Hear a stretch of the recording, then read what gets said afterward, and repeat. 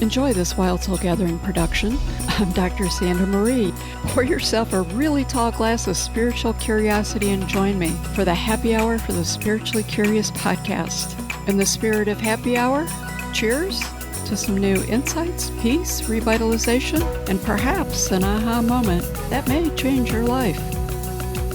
Welcome, everyone. In the studio today, I have Maetreyii Ma Nolan, who is a spiritual teacher and a private practice psychologist. She focuses on assisting people to connect with the loving bliss of the divine being and to live lives that reflect that of divine love. Welcome to the show. Thank you. Thank you. It's wonderful to be here. Maetreyii, you've written a series of books, and I know you're an award-winning author, but you have written your latest book. It's called Into the Heart of the Infinite, a spiritual memoir of extraordinary mystical journeying. That is really a tantalizing title. Can you tell me a little bit about what inspired you to write this particular book? Actually, I had inner guidance to write this book. That I got some inner guidance from my guide inner guru, that it was time to finally get this done. I actually had guidance to write this book as early as 1990, but I never got around to it. But fortunately, back then, I wrote down a whole bunch of things. It was easier to remember it. It was time to bring it out. And the reason that I feel that this book is important to bring forward is because I think that a lot of times we relate to other people through story. By reading other people's stories, we connect with our own story and our own path and our own way. And I hope that this book will affirm people's journey for themselves by reading my journey. Very nice. It's interesting how the divine nudges us along, and sometimes it takes us more than a few hot minutes to get to where he's been nudging us. So in your book, you write about a unitive consciousness. Now, that's a new term for me. Can you talk a little bit about unitive consciousness? Unitive consciousness is really an idea that underlies all of yoga and Eastern philosophy, is that there is one self, one God, one truth, one whole, and that all of us, everything in this world, all of creation abides within that. And so that there is just one eternal existence. We are manifest within that. That is that unitive consciousness where all beings have a collective, on a deeper level of our own being, we're part of a collective whole. The dream of individuality and our own, this world and everything we do here is within a larger context, within the infinite. I call it the infinite. Some people call it God. Some people call it the universe, Brahma. Okay, that makes sense. I'm definitely the one consciousness, the collective consciousness is a term that certainly I speak of a lot. And I agree with you. We came down here to have this sort of our unique spiritual expression is what we express, I think, sometimes in our singularity on the earth plane of the greater collective consciousness that we're into. So when you talk about the unit of consciousness, I like that term. Actually, I think I might have to exchange that a little bit more. How does meditation relate to experiencing the unit of consciousness for you? Meditation has been a way inward. I've used yogic practices and meditation. At first, I tried other ways, but then it really, I think we all have that connection. It's part of us, right? It's natural. We experience it in moments in our life, special peak moments.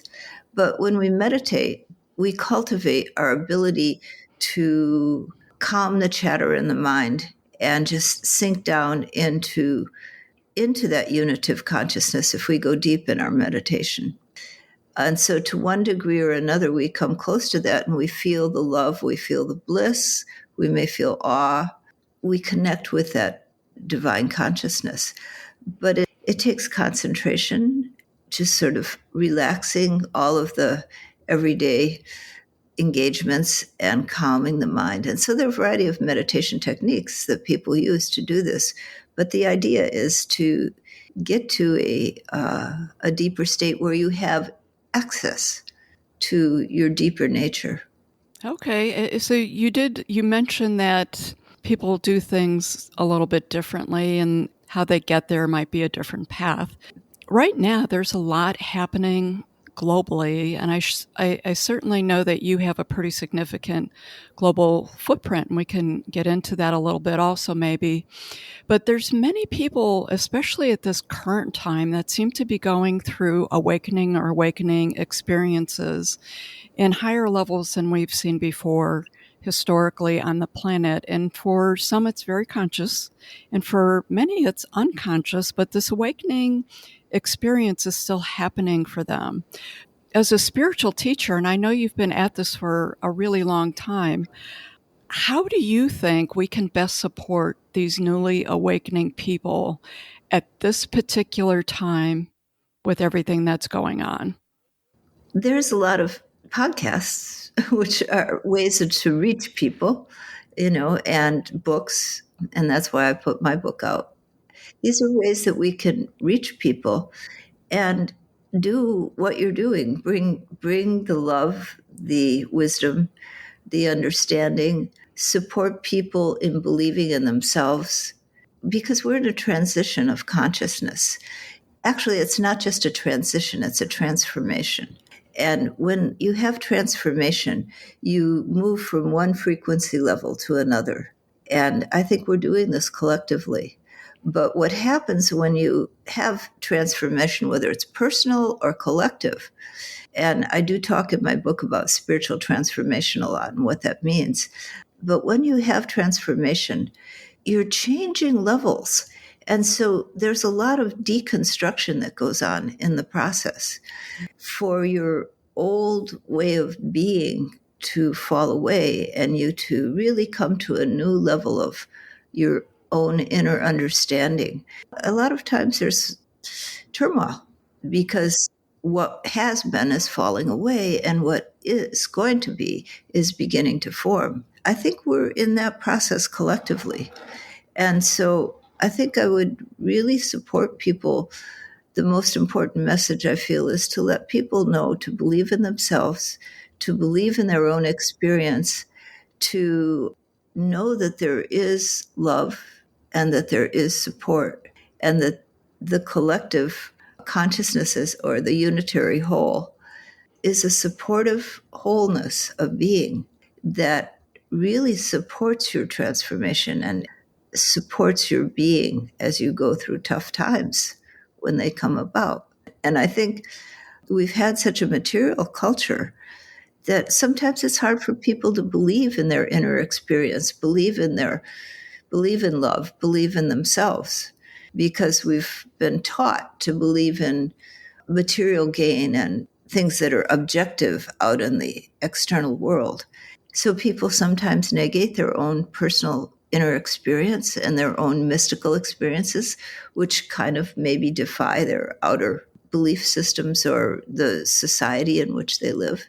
And so I think people need support to go within, to believe in themselves, to believe in the divine, to believe in the miracles in their own life and the magic in their own life and the guidance that's there for them. I think that those are very profound words, and I would agree that we have got caught up into a very material world, and we're seeing a lot of that fall apart. I love how you talk about how we're supportive collectively. But for individuals who are new to this, it may not feel that way, and it may feel very uncomfortable for them because they're removing themselves into that singularity of it, right? Not that collective type of feeling. I also like how you talked about transformation being an increase in energy, an increase of that vibration and frequency. So I will tell you that I also feel like we're going through a transmutation as well as a transformation as a humanity and as a planet, and probably a little bit of a different conversation. So speaking to someone who's an individual where that may sound maybe, a little bit blah, blah, yeah, the collective is supporting me, but I feel like I'm drowning. What did it feel like for you personally? Can you sort of put it on a personal level, a little bit about how your transformation felt for you personally? And I'm sure it was a little different at different aspects of your life because it's an ongoing process. Yes. I went through a lot of struggle, and I point that out in my book. And I think that's true for most of us, that change brings stuff up. It brings up all our barriers, all the things that hold us back. And, I'm not good enough. And for me, it was like, especially when I got guidance to teach, I felt the way that guidance came, I just felt, oh, this can't be real. So I began to doubt my inner guidance. I began to doubt my personal experience. I began to not trust. And the thing that put me in that doubt and lack of trust was bringing my inner self, my spiritual self, into alignment with my external world. I was a psychologist. I had two children. Had a good external life. I was successful, but I kept my inner guidance and my spiritual life personal, and I didn't really bring it up with people. I was a very open person psychologically, but not about my inner guide and not about my states of consciousness that I had experienced. And I think that's true for a lot of us, that this stuff is somewhat taboo in our culture, that not everybody's going to just accept it. So you might want, people feel they can't talk about it, that they can't bring it out. So when I was guided to teach, the challenge I think that was really there for me was to bring my inner self and my spiritual self out into the world and start being open about it. That was a big challenge for me. And so I went into doubt, I went into fear, I went into not trusting the divine, not trusting my inner guide. That put me in a terrible place for a while. And I went through some difficult period where I was having panic attacks, and now it was terrible because I was rejecting everything. And then finally, after a few months, I gave in and I said, okay, maybe I'm crazy. I think there was a fear of going, that I'm abnormal and going crazy. And so then I just sort of went, well, okay, if I'm crazy, I'm crazy. I'm madly in love with the divine and with this presence that I feel and this guidance. What was a problem for me was I was guided that there was this Guru Shakti and this teaching to bring through, but nothing was happening on the outside. So I thought, I don't see any proof of this. This is a delusion, right? But in fact, I was also guided that would take a few years to manifest, and it did. And after a few years, this guidance, which I just feel sort of downloads, from a higher plane, from my Baba. I don't think about it. It's a little like channeling. I don't call it channeling because I don't think I'm channeling another person. I think it's the higher self, that unitive whole, coming through a form which I understand and relate to, but the guidance comes through, and I don't think about it. It doesn't come from the rational mind. It doesn't come from this ordinary level that we figure things out and plan what we're going to say or whatever. It brought up a huge emotional challenge for me. And I do think that that was my personal path and my personal challenge, I think that these same feelings are there for a lot of people. If our inner experience is a little bit out of line with the society norm, we can doubt ourselves. And I like to call it coming out of the spiritual closet. yeah, And yeah. a lot of times I would just ask people, like, do you remember that time of life when you just decided, like, I'm coming out of the spiritual closet?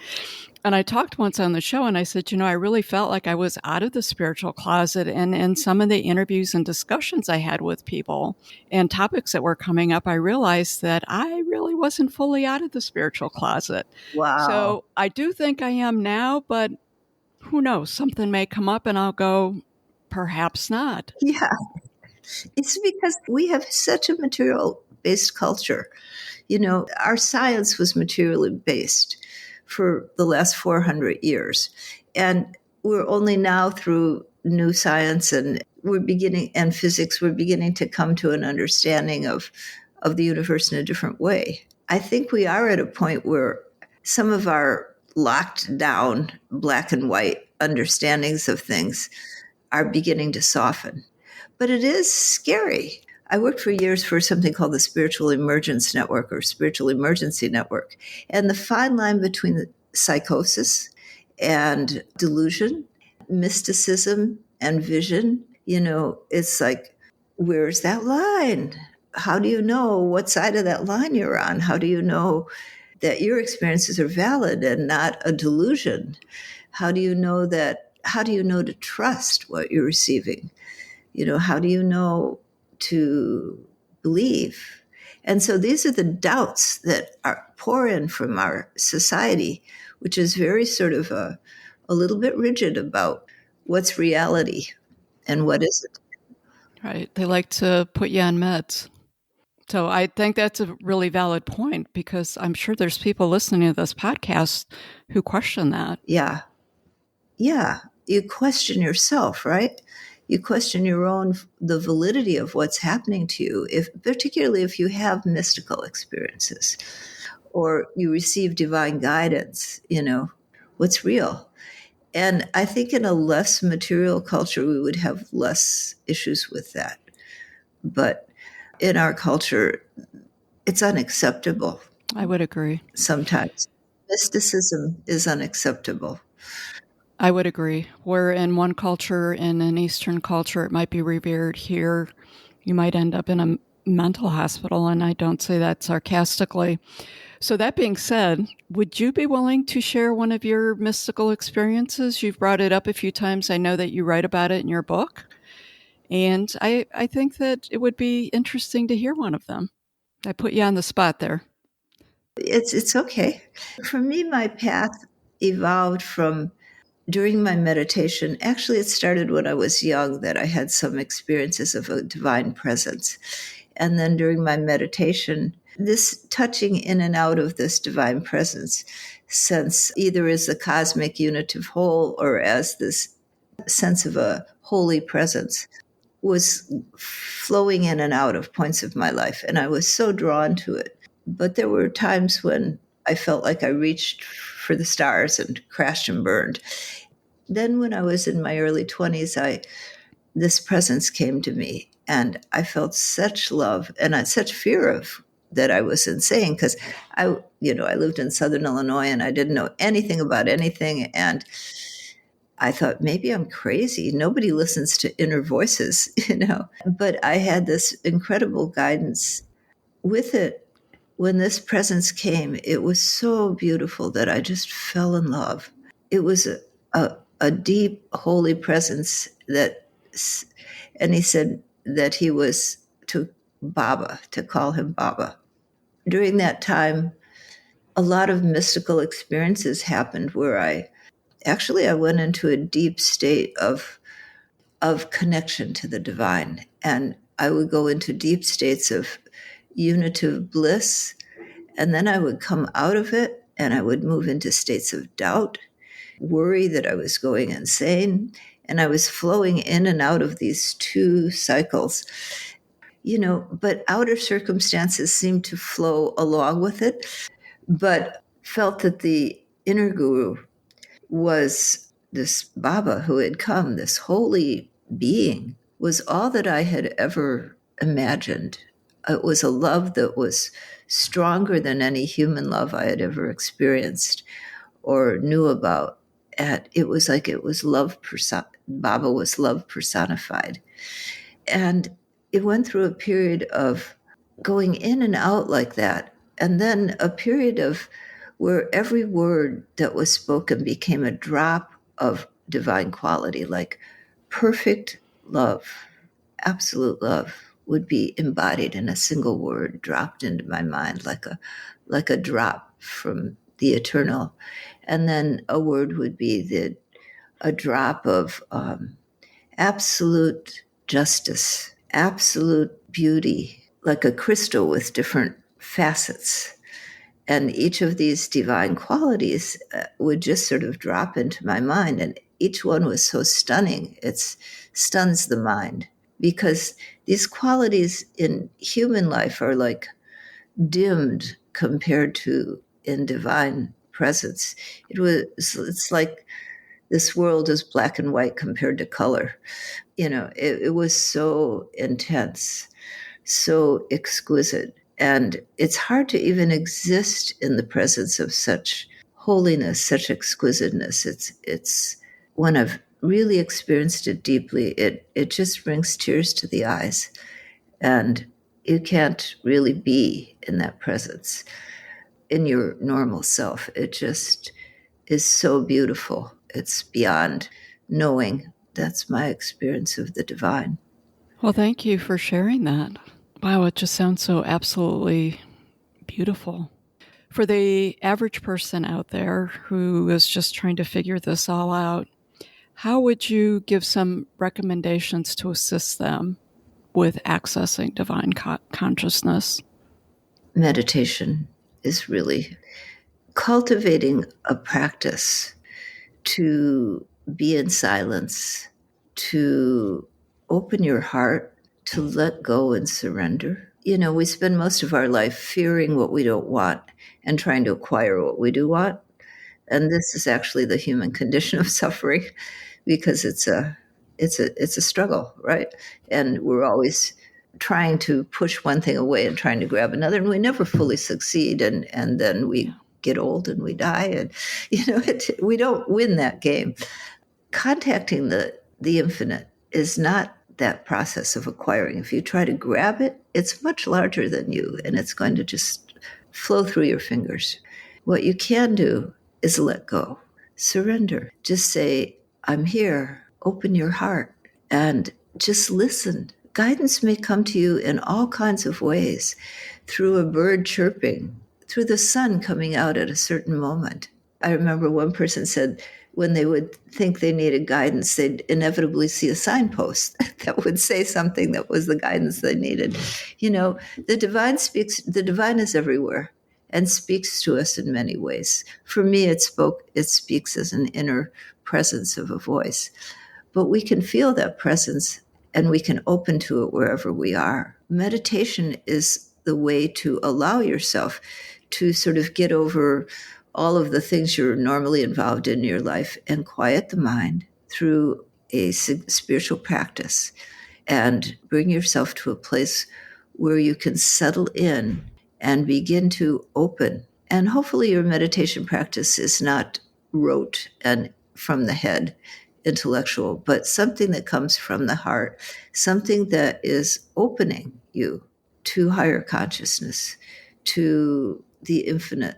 And I think that is what's needed, and guidance. If you need a teacher, if you need guidance, to have a good practice that will actually work for you, and find inspiration, books, podcasts, things that will inspire you. Well, thank you for that. And support you.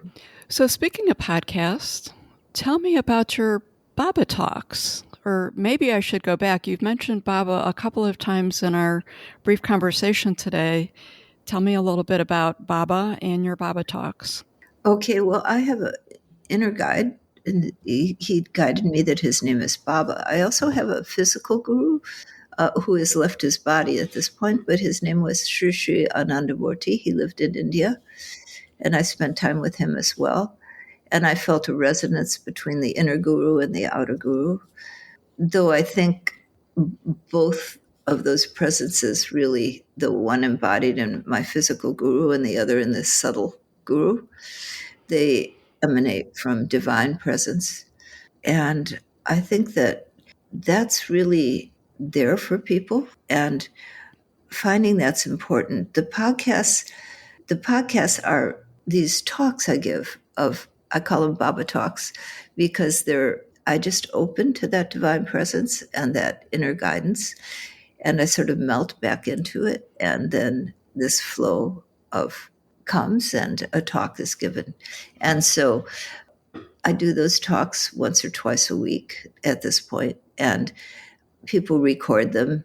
And I have a babatalks.info, which is a station they're on, and then they're in my YouTube channel also. They're also on my website on yogama.org. Okay. I'll let you go through that one more time. If the listeners want to learn more about you and work with you, you've mentioned a couple of things. Can you sum that up a little bit and what all you offer and what you do? Probably the best way to reach me is through my website, which is yogama.org. I have a satsang once or twice a month on Saturday mornings that I've just begun recently. I have another one on Monday mornings, but that's a little closed. I have a newsletter and information that I send out regularly, at least once a month. And if you sign up for my newsletter, just write a message to me if you want to contact me or you have a question for me personally, and I'll get that and I'll respond to you. And if you come to the satsang on Saturday morning, that's another way to have a time when I'm there for people personally, if you want to talk to me. And what's a satsang? The satsang includes, I do a Baba talk, a spiritual talk, and I lead a meditation. And my husband usually does a few chants, Sanskrit chants. He's a kirtan singer. And it's a nice sort of spiritual event to come to for inspiration. Very nice. That sounds, I can sort of feel the peace. Yeah, and there's questions and answers if people want to talk, ask for anything. And I teach meditation to people. But, you need to get in touch with me about that if you want to learn a practice and study with me. Okay. I'll make sure that I include all of your information and all those contacts in our show notes so that the listeners will be able to access that from you.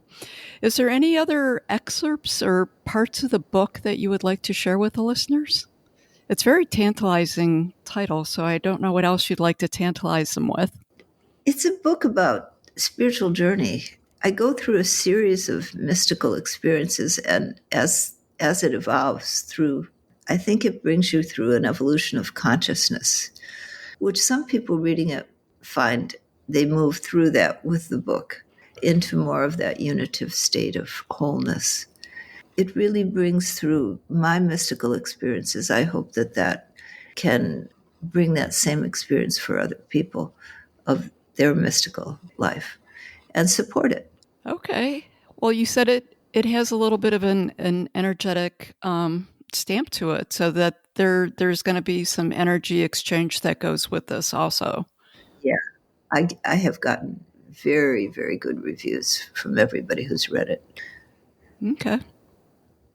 So, any last words of wisdom? You have much wisdom that you would like to leave for the listeners at this time. Believe in yourself, trust yourself, be open to divine guidance and presence. If you don't have a meditation practice, find a teacher and begin meditating. Yeah, to connect to wholeness within you. Very nice. So, Maetreyii, I want to thank you for sharing all of your wisdom. You certainly have dedicated your life to this, both when you were in the closet and when you chose to come out of the closet and help the rest of us in humanity. So thank you for that. I would also like to thank all our listeners out there. Thank you for joining us today. And remember, embrace that wild soul. Until next time. Thank you. Wonderful to be here. Thank you. Thank you for joining us for this episode of Wild Soul Gatherings Happy Hour for the Spiritually Curious. To learn more about our guests, please go to our website, wildsoulsgathering.com. We're very eager to hear from our listeners what you thought of the episode, topics you might like us to cover in the future, your thoughts on spirituality, questions you may have. Please feel free to send us an email at wildsoulsgathering@gmail.com. This is your host, Dr. Sandra Marie, sending each of you peace and love. Until we meet again, embrace your wild soul.